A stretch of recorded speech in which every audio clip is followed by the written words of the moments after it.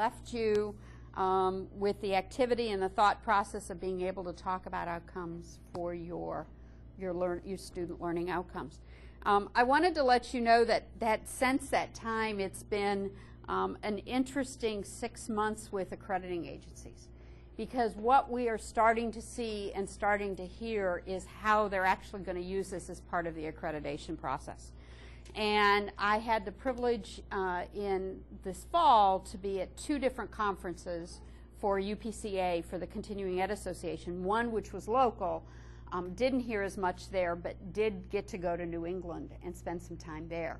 And it was fascinating talking with the schools up in New England. A couple of them had just gone through their regular 10-year experience, but also they were going through the 5-year experience. And they said it was like 90% of the discussion was on how are we measuring, how are we setting goals for the university and for student learning, and then how are we measuring it, and then, oh yes, what results do you have? And they said we absolutely could not believe the tone change amongst accrediting agencies.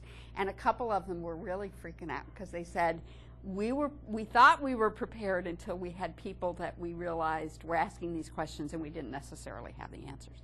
And it really came back to me to say, okay, so this is not just a waste of anybody's time. People are really putting this to play, and they're really asking what can be done. For those of us that have been around curriculum design and instructional design and have been through that process, it's sort of like a norm. We're just sort of surprised that nobody's asked us about it before. But what we're finding with the accrediting agencies is they really are asking us. And so what the goal is today is sort of to take that to one step more.